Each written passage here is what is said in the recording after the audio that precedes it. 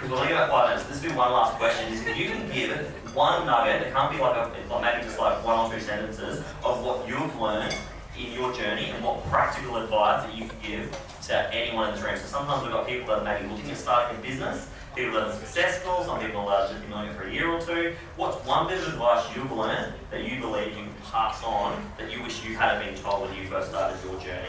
Tracy, and then we'll move to Michael and Carly. I gave you no time to think about it. We've done correct. That's okay. So before I answer that, I'm just going to speak to Michael's thing about profit before. Yeah. If businesses aren't making profit, it limits what you can do, the good you can do in your community. So, you know, it's great for businesses to make profit because then they can give back even more. So that's great. What was the question? So do you see this as a strategy? Yeah, I know, really. This is when you drink the water for a very long time.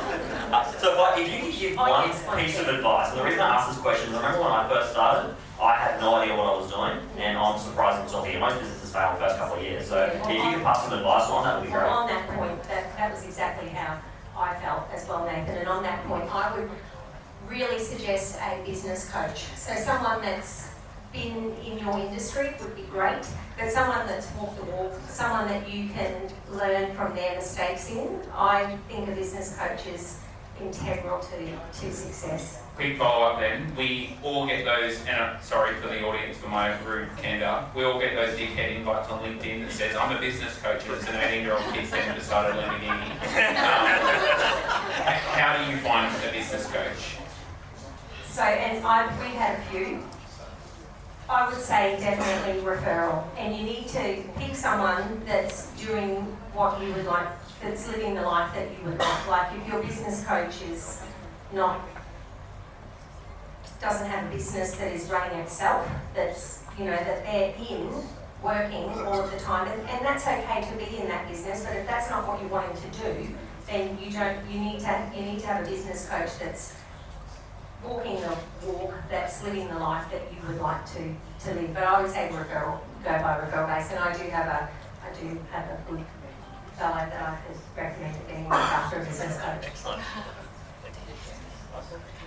I think mine, and I think I only just did read this yesterday or today, and it was an article in the online papers, and it's doubt your doubts. You know, do I know what I'm doing? Half the time I don't feel like I know what I'm doing. There's a lot of times where you make decisions based on very little information.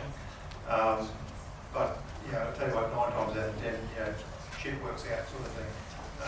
So you've got your doubts, but don't believe in them. Basically, it's just you've got to just go for it, pretty much. Thank you. Yeah, I would say the same thing. I'd probably say take a risk. Take a risk. The biggest fear you should have in business is the fear to make a mistake. So don't fear to make a mistake. Make those mistakes, learn from them, and evolve. Evolve in your business, but as long as there is a want and need. I've worked in businesses who have way too much money and don't know what the need or the want is, and they're like, oh, let's just rebrand. Okay, let's have 3 rebrands in 3 years. Establish a confident and strong and unique brand and stick to it, and know where you're going, and have a vision, and make sure that vision is passed on to the lower employees. You can have a vision, but if it's not passed on to the people who are the front line, then they're not singing this from the same hymn sheet as you. So that's my advice. Excellent. Thank you so much. I'd love everyone to give a massive round of applause.